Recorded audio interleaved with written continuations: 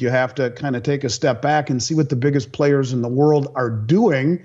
And the biggest players are the central banks who are massively de-dollarizing and buying commodities. And I think that's kind of the thrust that fits hand in glove what Zoltan Pozsar said. We are heading into a new era based on commodities and transparency, not opaque debt instruments and promises that seem to fall short. And I just think that this is something that will be a very, very pervasive theme in 2024, and look forward to continuing to follow it with you. Global central banks have been snapping up record amounts of gold since the start of 2022, a trend that should continue as countries look to move away from an overconcentration of reserves in the dollar, according to State Street Global Advisors. President and CEO of Miles Franklin AndySchectman emphasizes the significant shift towards de-dollarization and increased commodity purchases by central banks, while predicting its prevalence in 2024. The World Gold Council's recent reports highlight a significant uptick in gold acquisition by central banks, with a notable 14% year-on-year increase.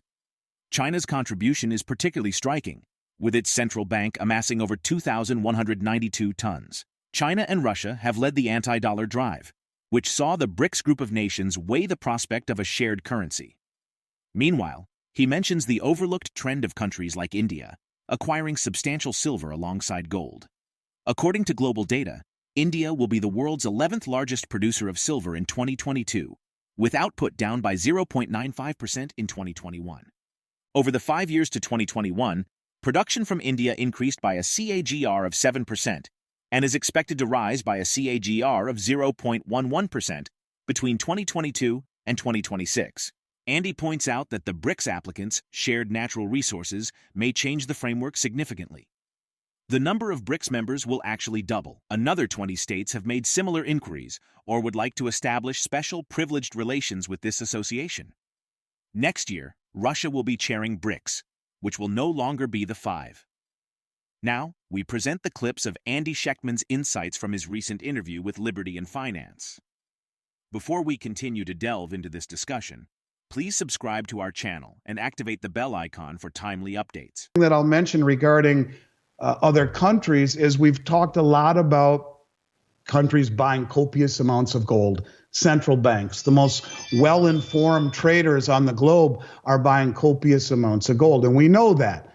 And so, the most gold that the central banks have ever bought over the last 2 years. But one thing that we're not talking enough about is silver. And I'll just use India as an example. We know India bought 304 million ounces of silver last year, a huge amount. Well, they bought 60 million ounces in October and 20 million ounces in November, and that's just what we know about. The country of India has bought nearly 400 million ounces of silver in the last 2 years.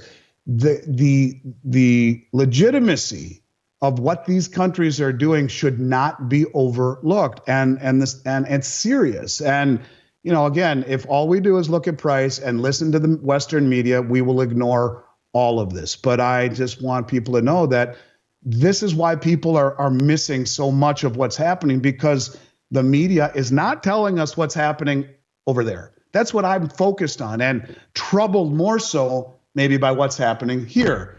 But you put the two together and it becomes very serious. And so I think as 2024 is upon us, my main focus will continue to be what's happening over there, but never losing sight of what's happening here, and putting them together in a context where they all start to make sense, I think is something that I look forward to doing, but something that hopefully we can wake up some people's eyes who are very well read, just maybe reading the wrong stuff. And I'm just gonna touch on them, and I've prepared for maybe another interview what each one of these countries has to offer, but I'm gonna run through the list of the 20 known applicants to Brics. Another 20 have formally applied, and they are as follows: Afghanistan, Algeria, Bangladesh, Bolivia, Cuba, Ecuador, Indonesia, Kazakhstan, Mongolia, Nicaragua, Nigeria, Pakistan, Senegal,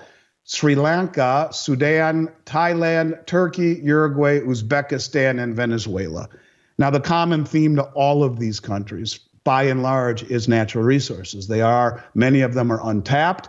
Lots of them are very natural resource rich, or offer also key shipping and transport lines or routes. And the term logarithmic decay applies here too. Little by little by little by little. Many of these countries in and of themselves wouldn't amount to much, like Venezuela, right?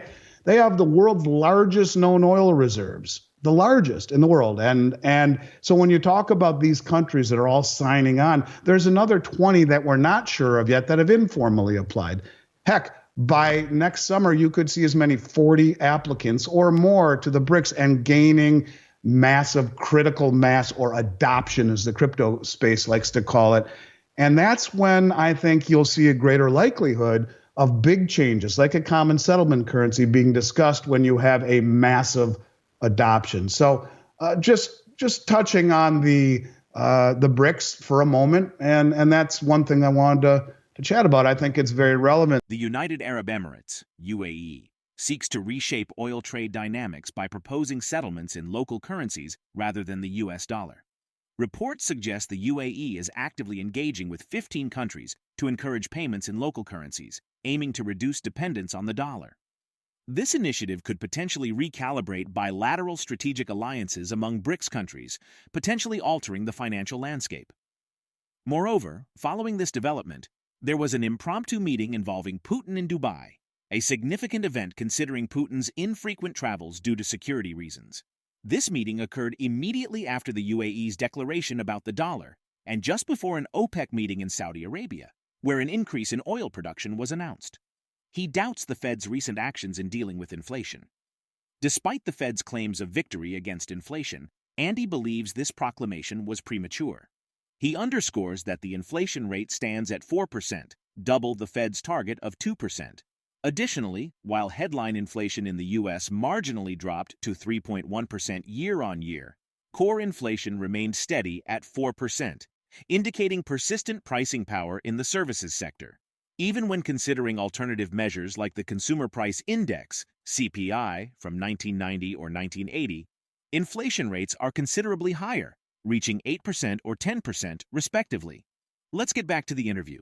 One of the things I wanted to touch on real quick, we talked a lot about the United Arab Emirates 2 weeks in a row. The first week we talked about how they said we're not going to take dollars for oil anymore. And then last week we talked about how it's been kind of hard to find that story that MSN brought out on behalf of another site.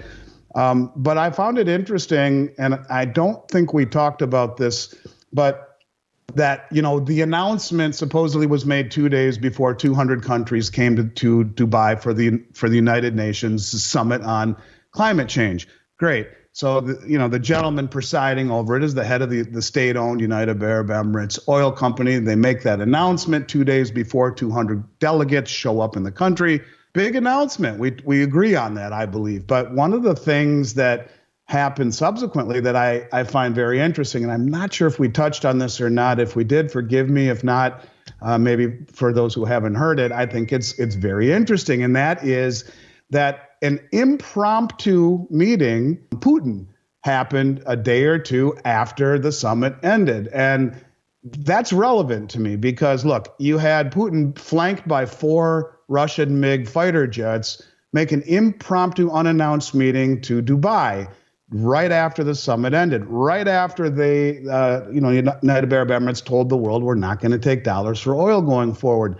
And then goes directly, and it's a big deal because, look, Putin hasn't left the country more than twice in the last few years because of the American or Western bounty on his head. So, he flies to the UAE right after this announcement, right after the meeting. When you put it in context with Gaddafi and Hussein, who made similar announcements. Is it coincidental or not? And then goes directly from there to Saudi Arabia, where OPEC then announces an increase in their 1.1 million barrel per day reduction to 2 million plus barrels per day reduction.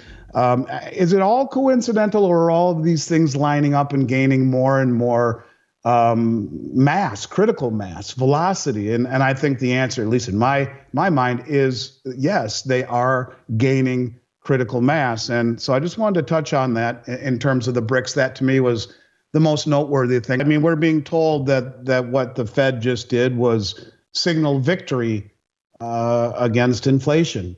Yet they're signaling, they're, in my opinion, they're waving the white flag, and here they are with the CPI showing 4% on inflation, yet their target is 2%. So they're stopping their assault on inflation when they're still only half the way there, reigniting perhaps inflation. And I think it's an ominous sign. To me, it is not something to be celebrated. It's something to be very, very concerned about. And when you look at John Williams of Shadow Stats, he'll tell you, even using the 1990 adjustment to the CPI, not even the 1980 where the numbers were more accurate, we're still at 8% on the 1990, 10% on the 1980 measurement of inflation.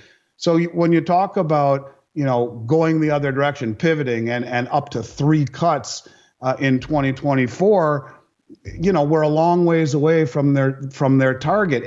It seems to me they're giving up on inflation. They're doing what all governments have done, choosing the printing press over austerity. And there's even dissension amongst the ranks in the Fed, where the other John Williams, not the one from Shadow Stats, but the Fed economist, says, it's actually irresponsible for us to be thinking about cuts in 2024. We still need to make sure that we've got a hold on inflation. So there's misinformation, and then there's just complete, flat out being wrong. And they've been wrong on inflation for the last 2-3 years. First, there was no inflation, and then it was transitory, whatever that meant. Then it was structural. Then we've got it licked, and now maybe we don't.